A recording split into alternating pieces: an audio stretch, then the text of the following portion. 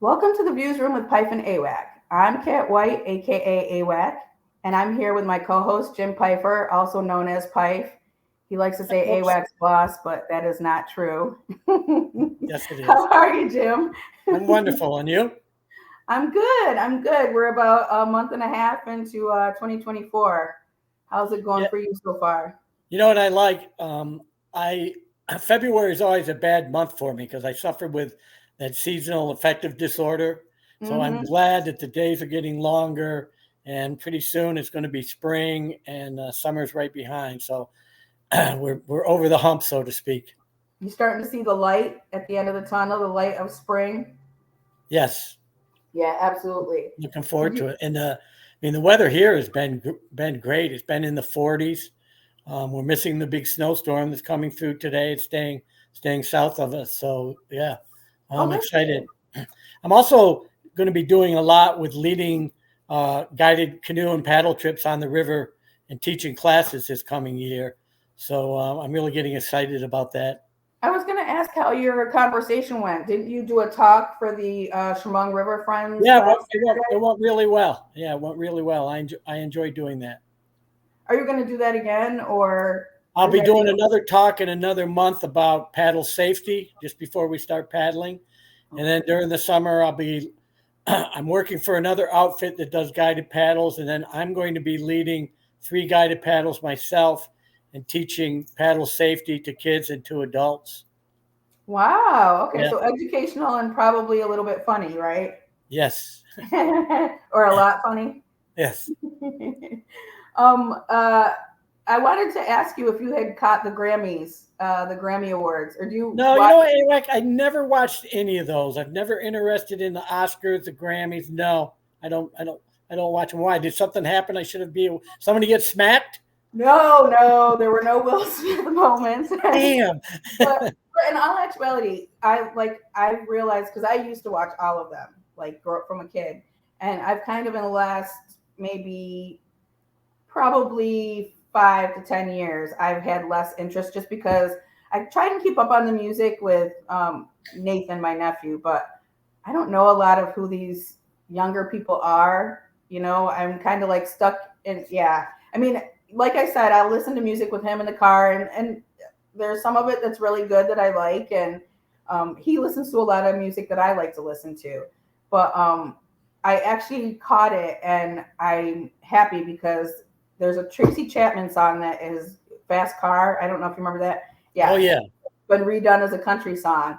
And that performance was incredible. First of all, she looks amazing, sounds amazing, sounds exactly the same as 20 years ago or whenever it was that that song came out.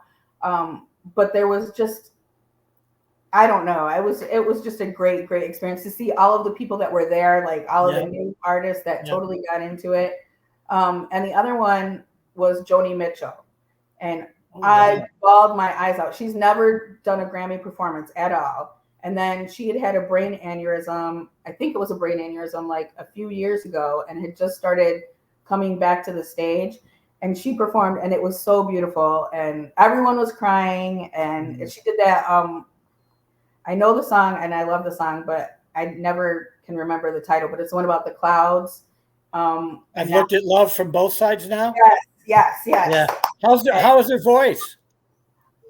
It was very good. It wasn't the same, Yeah. but it was really good.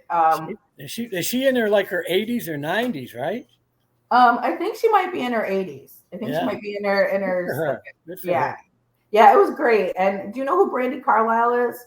She's a Brady. Brandy Carlisle. She's like I know a Belinda Carlisle, the Go-Go's. nope. Yep, different people. Brandy Carlisle. I think she's more of a country singer or like new. She's kind of like a Katie Lang. She's kind of like a Oh, younger I Katie. love Katie Lang. Yeah, I know, me too. But she was a big Joni Mitchell fan, and so has really been very supportive of her. And but it was just great. So the Grammys actually ended up being a really fun watch, and they did Good. an awesome like in memoriam and to like Tina Turner passed this Yeah. past year, which is like Yeah. so many like legends passed on. That it was great to see that too. Hey, Wack, if you get a chance, go on YouTube and watch Katie Lang sing Crying and Hallelujah. It'll make you cry. Oh, I've seen her Hallelujah, and yes. I've loved her since the late 80s when I first discovered her. Yeah. She's got an amazing voice. Really, really good performer. Tracy Chapman, at the Kennedy Center, they did a tribute for Buddy Guy. Oh, she got on there. She got on there and was doing a blues song. She was amazing. Yeah, you know? I mean, I love the lyrics to that song. That is such a perfect song. What she sings about in Fast Car. It just, yes, it is. It's really beautiful. She's an amazing. There are a couple of songs I was going to say, because I did chorus in high school and stuff like that. I mean, I'm not a great singer, but I can carry a tune okay. And there are certain songs that's one of the songs that I can't make it through. There's like a certain part where you, like, the symbolism of that song really hits you, and it makes me cry. It makes me cry. So. And AWAC, I love music, but my singing voice is so bad that when I sing, it pisses me off. It kills the houseplants. It's terrible. Cody starts howling, huh? Where is Cody? It's awful. It's awful. Is he there with you? Cody, is he there with you? Oh, there he is. He's so handsome. Yeah, he is. Yeah, he's my agent. So he's checking in right now, making sure I don't say anything I'm not supposed to say. If I do, he comes over and bites me. Your handler, huh? Yes, my handler. I was wondering, did you also, I just heard about the Star-Gazette that they're going to turn that into a boutique hotel. Did you hear that? That's the latest, huh? No. Yeah, the latest I heard. That's what the new owner is going to be doing? That's what I heard. It was on, I saw something on Facebook that was giving props, I think, to the Elmira Downtown Development's executive director for working on, I guess, getting the asbestos out of the Star-Gazette, which, holy crap, should we be getting tested for mesothelioma? Yeah. I must have that mesothelioma. Yeah.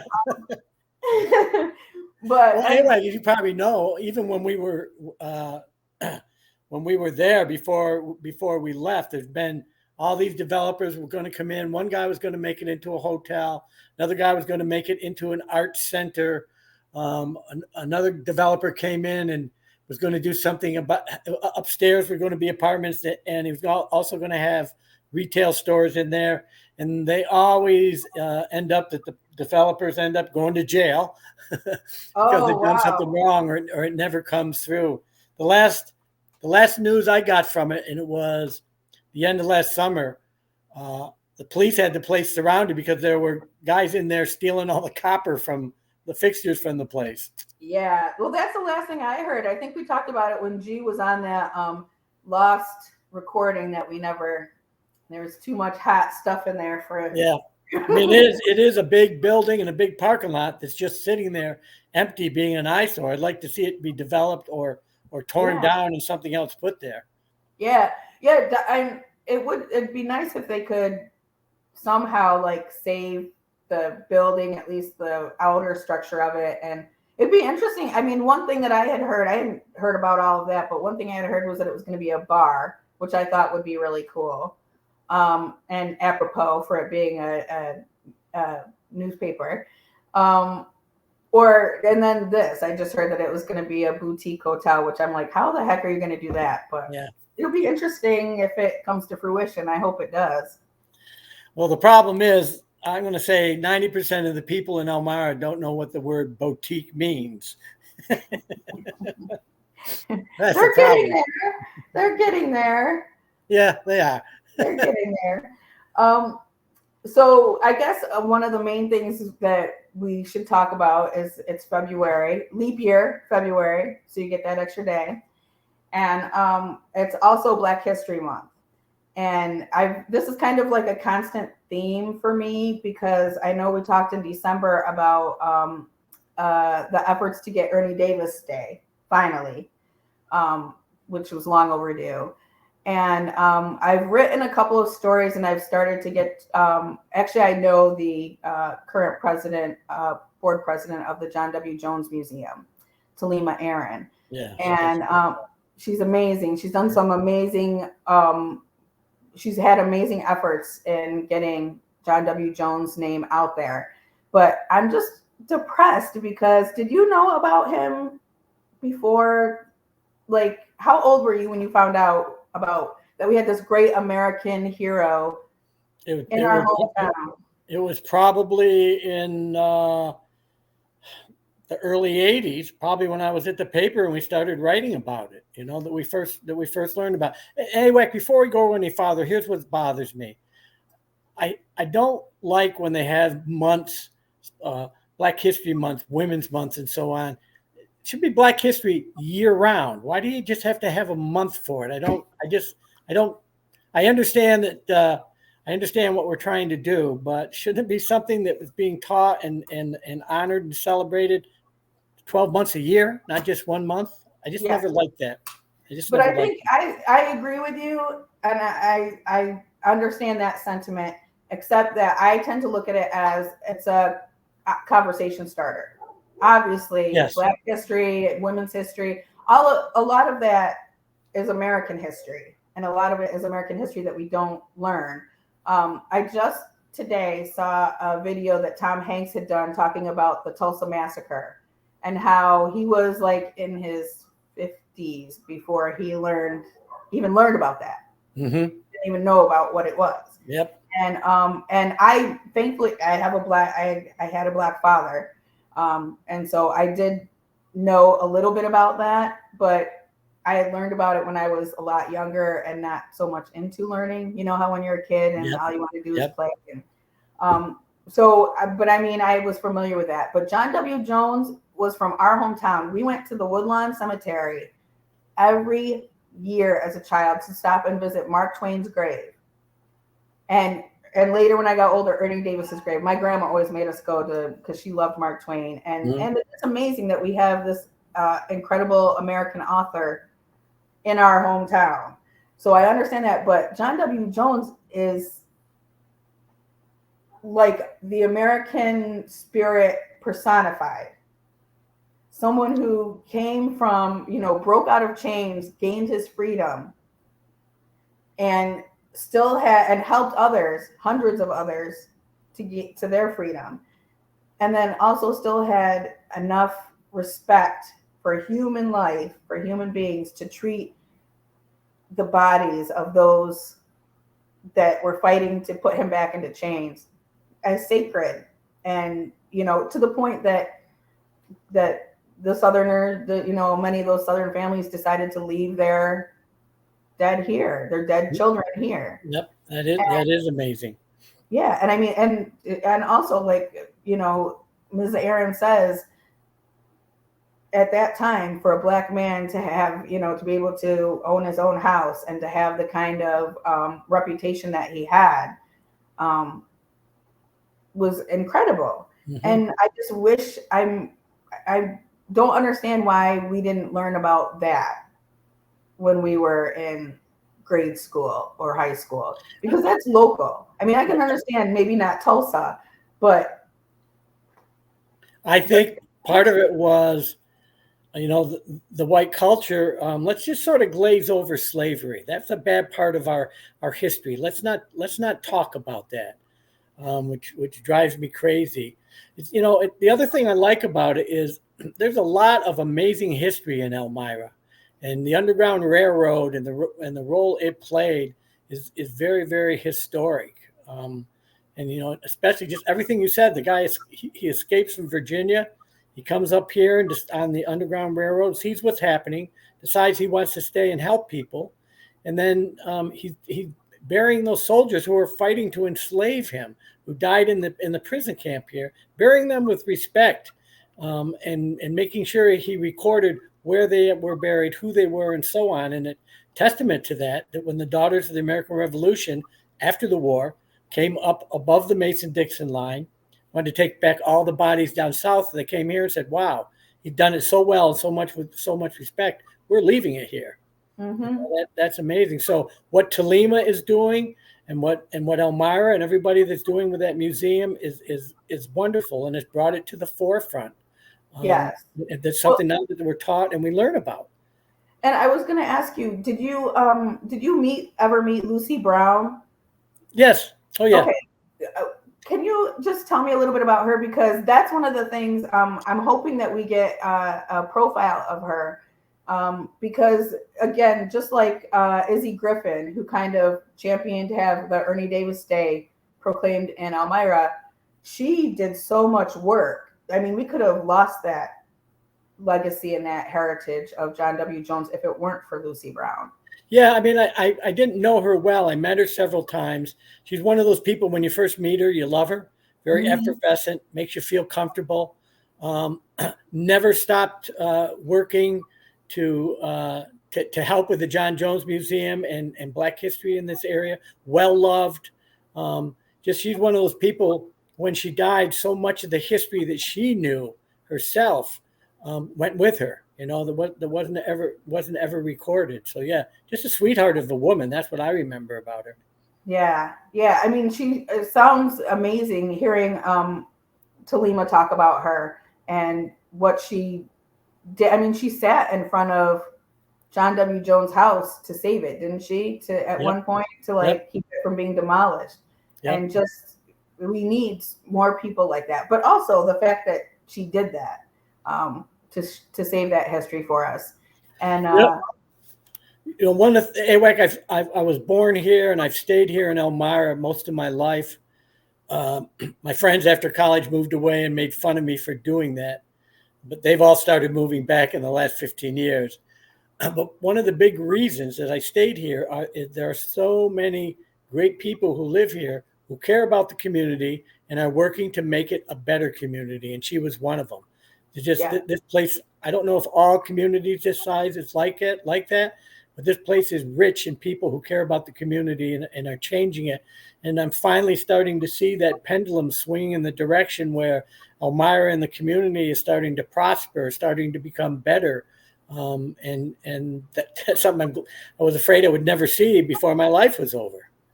Well, I was going to say, I've gotten, since I started working for Southern Tier Life and, you know, getting even more involved in what's going on there. That's what it seems like to me. It seems like there are a lot of young people that are trying to start businesses and,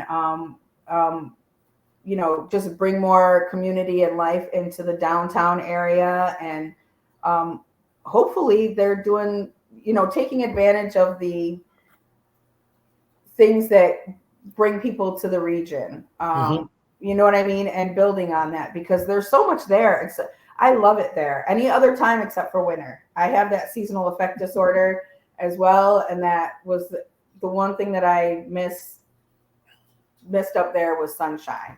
It's a lot less down here. You still get it because, you know, the nighttime, the dark is a lot longer, but man, having sunshine almost every single day does help. Yeah. So, you know, another one of the changes I'm seeing here is the region isn't looking at itself as Elmira, Corning, and Horseheads. It's looking at itself as a region that we're all connected and we have all these things to offer and sharing. A lot, those communities are coming together to help with the planning and the future development of this community. You know, I'm really happy to see it. And a wonderful analogy is the river. I mean, the river connects those counties and those communities together, and that's really done a great job in Chemung River Friends of making people realize we're all connected. Yeah. You know, what happens upstream affects us downstream and vice versa. I'm really happy to see that. And I think that's one of the reasons this area is starting to prosper again. And also, well, before you go on though, that's thanks to you, a lot of that, because you started Chemung River. Well, thank you. You're welcome. And you could, I mean, that's what it needed. It needed someone that could get in there that knew how to, you know, use the media to the advantage to be able to promote the good things about the river, the bad things about the river, cleaning the river and keeping it, you know, and making those connections for people. I mean, you've written for Southern Tier Life a couple of times, and it's important to understand how it is all connected. Anyway, I'm one of those great people making the community a good place to stay. Huh? You But know? you just saw his head grow 3 times, folks. In this, in Hey, this I'm a conversation. reporter, AWAC. I got to deal with facts. I'm sorry. Yeah, never mind. Let's just move on. Let's move on from there. But yeah, it is. I do think the one thing that I do miss and I love about that area is the nature and the outdoors and all the stuff you could do, even just from, man, walking the dogs along the river and just seeing the nature that's there, the trees the way that they are, all of the animals that are around. Yep. And then you come across little cool gems, something that's a little different or out of place that makes you stop and think for a minute. And yeah, it's really a wonderful, wonderful place to grow up and to live. And I It's think just a lot of the people who live here are discovering that. For a long time, they couldn't see the forest because of the trees. And I got to get away. I got to go somewhere else to have entertainment, to have fun. Well, we got so much that we offer right here in our backyard, from Finger Lakes, all the rivers and the creeks. It's a sort of a suburban, a little bit urban area, but also a rural area. And the topography and the Four Seasons here, it is beautiful. It really is gorgeous. And it's open 24/7. It's free, and it's always there. You don't need a ticket for it. And the people, generally, the people are great. Friendly, welcoming. I said generally, there are some exceptions to the rule, but no, I'm excited to see stuff like the fact that John W. Jones Museum is getting, more. It has more of a profile and is becoming more well known, and the stuff that they're doing. I know they had a fundraiser last year, and they're going to they're interested in building an annex in Lucy Brown's name. So I'm glad to see stuff like that and the stuff going on downtown. I know that this is the first year that Elmira is going to have a Black Community Honors Awards presentation going on February 24th down there. And so it seems like, not just with the Black community, but in general, a lot's going on downtown.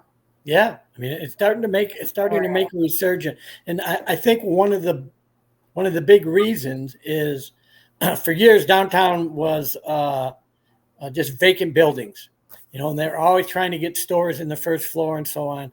Well, I always thought there was a beautiful architecture and space on the second and third floor. Now those are all becoming apartments because private investors and private money is being put into that. So you're bringing people downtown to live.